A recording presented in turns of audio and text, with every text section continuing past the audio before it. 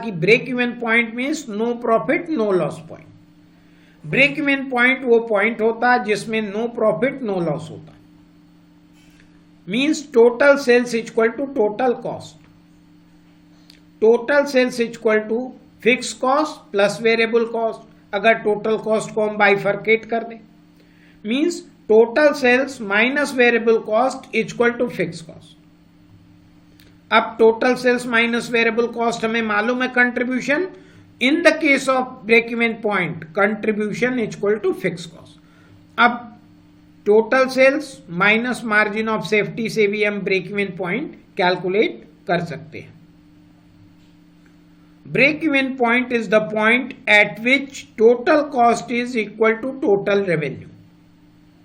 Revenue appropriate word है। Sales हम production purchase और सेल के रेस्पेक्ट में यूज करते हैं। रेवेन्यू वर्ड जो है वो सर्विस इंडस्ट्री के लिए भी होगा और प्रोडक्शन इंडस्ट्री के लिए भी होगा। अब ब्रेक इवन पॉइंट का हम इक्वेशन देखें। No profit no loss means कि इस इक्वेशन में नो प्रॉफिट होगा नो लॉस होगा, means total sales total cost के इक्वल होगी।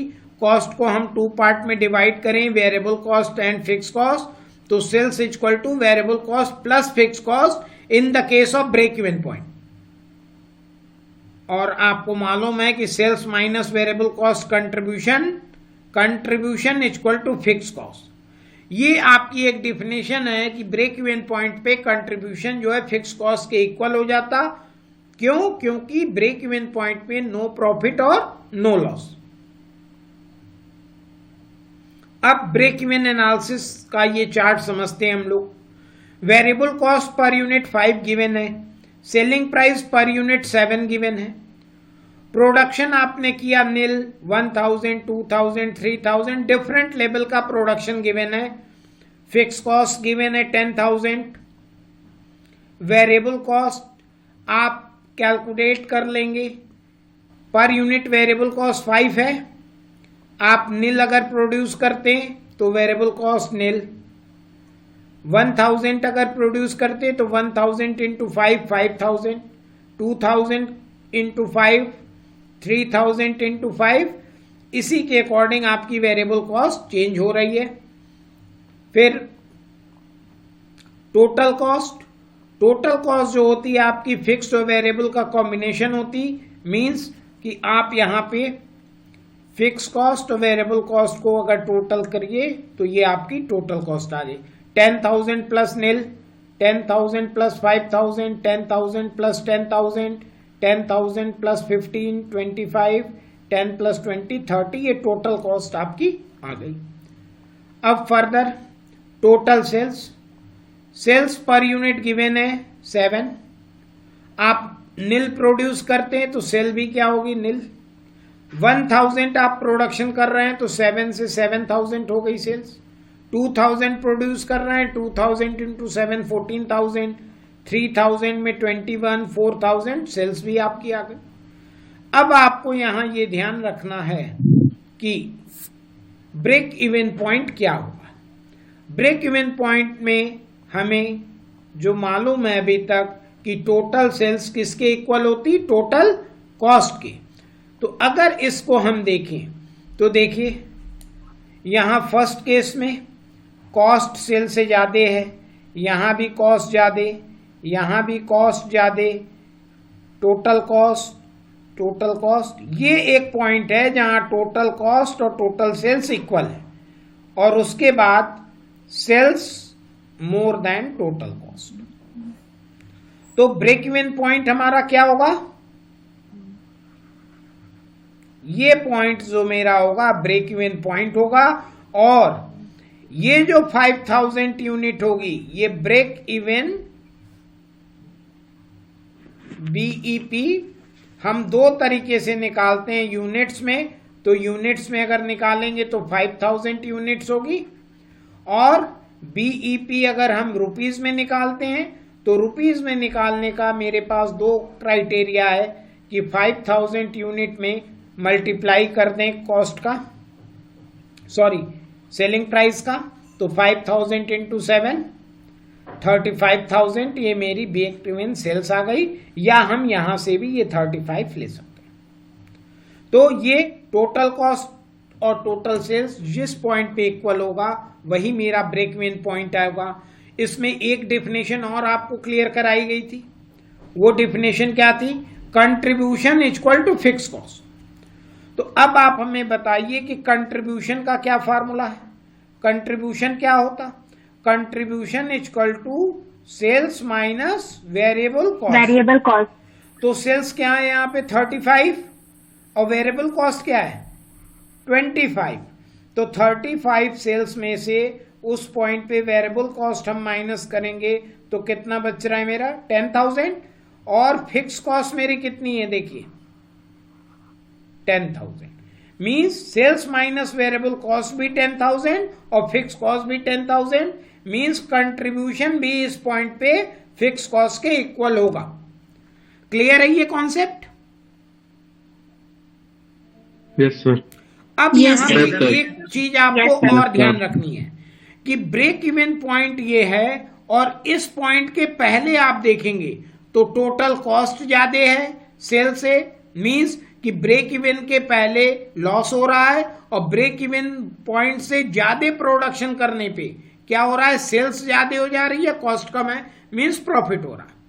तो हर बिजनेसमैन, हर इंडस्ट्री, हर फर्म ये पता लगाना चाहता कि उसका ब्रेक इवन पॉइंट कितना है। यहां हमें पता चल गया कि ब्रेक इवन पॉइंट 5,000 यूनिट है। मींस एनी हाउ कंपनी को 5,000 यूनिट सेल करना है, अदरवाइज 5,000 से कम करेंगे तो उन्हें लॉस होगा और प्रॉफिट की पोजीशन में तभी आएंगे जब मोर देन 5,000 यूनिट सेल होगी। क्लियर?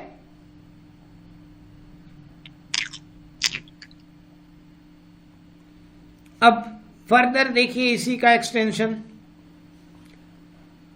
ये एक चार्ट। अब इस चार्ट की एनालिसिस करें तो सेम प्रॉब्लम का चार्ट है।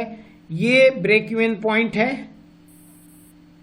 Total cost equal to total sales. अब 5,000 यूनिट मेरी आ गई ब्रेक इवन पॉइंट। हमने 1 यूनिट कम सेल किया और 1 यूनिट एक्स्ट्रा सेल किया। तो 1 यूनिट जब हम कम कर रहे हैं 5,000 से तो उस केस में मेरी टोटल कॉस्ट ज्यादा है और जैसे ही 5,000 से 1 एक्स्ट्रा यूनिट हम सेल कर रहे हैं तो वहां पे मेरी टोटल सेल्स ज्यादा हो गई। Clear? Means break even analysis की एक डिफिनेशन ये भी है कि if company sold less than 1 unit of break even sales it suffers from loss, and if company sells more than 1 unit of break even point he is in profit। Means कि break even point से 1 unit कम cell करने पे आपको loss होगा और extra cell करने पे आपको प्रॉफिट स्टार्ट हो जाएगा। क्लियर है ये?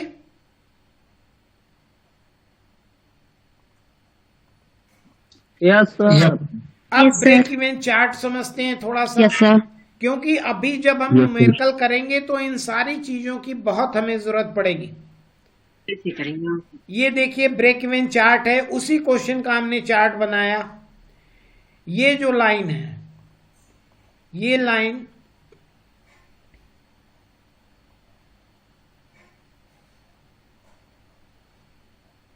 वेरिएबल कॉस्ट की, मींस स्टार्टिंग में 0, फिर जैसे जैसे प्रोडक्शन बढ़ रहा है ब्रेक इवन। ये इसके बाद ये जो लाइन है ये फिक्स कॉस्ट हो गया। कल हम लोगों ने डिस्कशन किया था कि स्ट्रेट लाइन होती है फिक्स्ड। ये टोटल कॉस्ट की लाइन है, टोटल कॉस्ट। ये वेरिएबल कॉस्ट हो गया। अब आपको हम बताएं कि ये जो डिफरेंस है और ये जो डिफरेंस है बोथ क्या है? सेम। यहां देखिए जो डिफरेंस है, यही डिफरेंस यहां गया है और यही डिफरेंस यहां आया है। मींस कि वेरिएबल कॉस्ट में हम क्या ऐड करते तो फिक्स टोटल कॉस्ट हो जाती। टोटल में से जब हम वेरिएबल लेस करेंगे तो क्या बचेगा? ये डिफरेंस, फिक्स कॉस्ट बचेगा।